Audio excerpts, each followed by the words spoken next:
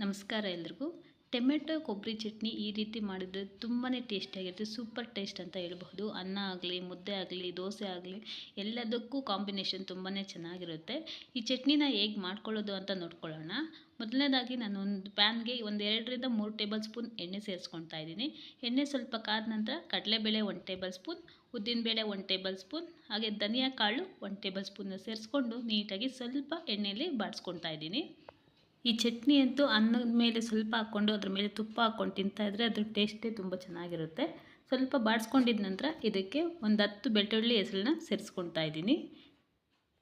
ಇದಕ್ಕೆ ಮತ್ತು ನಾವು ಕರಿಬೇವಿನ ಸೊಪ್ಪು ಒಂದೊಂದೇ ಇಂಗ್ರೀಡಿಯೆಂಟ್ಸ್ನ ಹಾಕ್ಕೊಳ್ತಾ ನಾವು ಫ್ರೈ ಮಾಡ್ಕೋಬೇಕಾಗುತ್ತೆ.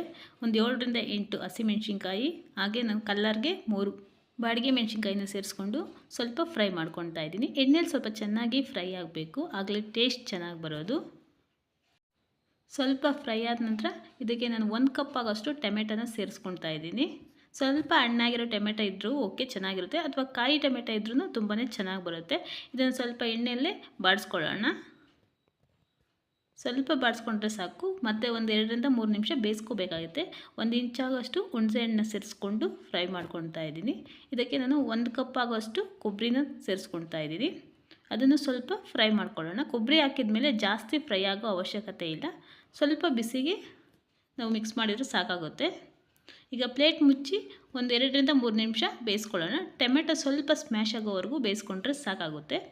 ಈಗ ಆಲ್ಮೋಸ್ಟ್ ಸ್ಮ್ಯಾಶ್ ಆಗಿದೆ. ಮತ್ತು ಒಂದು ಸಲ ಮಿಕ್ಸ್ ಮಾಡ್ಕೊಳ್ಳೋಣ. ಇದಕ್ಕೆ ಸ್ವಲ್ಪ ಲಾಸ್ಟಲ್ಲಿ ಕೊತ್ತಂಬರಿ ಸೊಪ್ಪು ಸೇರಿಸ್ಕೊಂಡು ಸ್ಟವ್ ಆಫ್ ಮಾಡ್ಕೊಳ್ತಾ ಇದ್ದೀನಿ. ಸ್ವಲ್ಪ ತಣ್ಣಗಾದ ನಂತರ ಇದನ್ನ ಮಿಕ್ಸಿಗೆ ಸೇರಿಸ್ಕೋಬೇಕಾಗಿರುತ್ತೆ. ಇದಕ್ಕೆ ನಾನು 1/4 ಟೇಬಲ್ ಸ್ಪೂನ್ ಆಗೋಷ್ಟು ಜೀರಿಗೆಯನ್ನು ಸೇರಿಸ್ಕೊಳ್ತಾ ಇದ್ದೀನಿ. ಹಾಗೆ ರುಚಿಗೆ ಎಷ್ಟು ಬೇಕೋ ಅಷ್ಟು ಉಪ್ಪನ್ನ ಸೇರಿಸ್ಕೊಳ್ಳೋಣ. ರುಚಿಗೆ ತಕ್ಕಷ್ಟು ನೀವು ಉಪ್ಪು ಸೇರಿಸ್ಕೊಂಡ್ರೆ ಸಾಕಾಗುತ್ತೆ. ನೀರೇನು ಹಾಕ್ಕೊಳ್ಳೋದು ಬೇಡ. ಹಾಗೆ ನಾವು ಮಿಕ್ಸಿ ಜಾರಿಗೆ ಸೇರಿಸ್ಕೊಂಡು ಗ್ರೈಂಡ್ ಮಾಡಿಕೊಂಡ್ರೆ ಸರಿ ಹೋಗುತ್ತೆ. ಒಂದು ವೇಳೆ ಗ್ರೈಂಡ್ ಆಗಿಲ್ಲ ಅಂದರೆ 1ರಿಂದ 2 ಟೇಬಲ್ ಸ್ಪೂನ್ ನೀರು ಹಾಕ್ಕೊಂಡ್ರೆ ಸಾಕಾಗುತ್ತೆ. ಸ್ವಲ್ಪ ಗಟ್ಟಿಯಾಗಿದ್ರೇ ಚಟ್ನಿ ಚೆನ್ನಾಗಿರುತ್ತೆ ಇದು. ಈಗ ಮತ್ತೆ ಒಗ್ಗರಣೆಗೆ 2 ಟೇಬಲ್ ಸ್ಪೂನ್ ಎಣ್ಣೆ ಸೇರಿಸ್ಕೊಂಡಿದ್ದೀನಿ. ಎಣ್ಣೆ ಕಾದ ನಂತರ ಇದಕ್ಕೆ ಉದ್ದಿನಬೇಳೆ 1/2 ಟೇಬಲ್ ಸ್ಪೂನ್, ಕಡಲೆಬೇಳೆ 1/2 ಟೇಬಲ್ ಸ್ಪೂನ್ ಸೇರಿಸ್ಕೊಂಡಿದ್ದೀನಿ.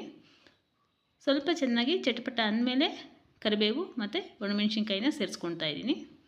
ಬೆಳ್ಳುಳ್ಳಿ ಒಂದು 4 ಎಸಳು ಸೇರಿಸ್ಕೊಳ್ಳೋಣ, ಜಜ್ಜಿ ಸ್ವಲ್ಪ ಫ್ರೈ ಮಾಡ್ಕೊಳ್ಳೋಣ. ಇದಕ್ಕೆ ಬೇಕಿದ್ದರೆ ಇಂಗೂ ಆ್ಯಡ್ ಮಾಡ್ಕೋಬಹುದು.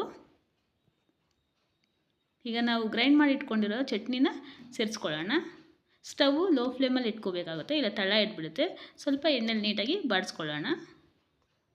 ನೀರೇನು ಹಾಕ್ಕೊಳ್ಳೋದು ಬೇಕಾಗಿಲ್ಲ. ಇದಕ್ಕೆ ಸ್ವಲ್ಪ ಬಾಡಿಸ್ಕೊಂಡಿದ ನಂತರ ಒಂದು 2ರಿಂದ 3 ದಿವಸ ಇಟ್ಕೊಂಡ್ರೂ ಹಾಳಾಗಲ್ಲ ಇದು, ಸ್ವಲ್ಪ ಚೆನ್ನಾಗಿ ಬಾಡಿಸಿಟ್ಕೊಂಡ್ರೆ.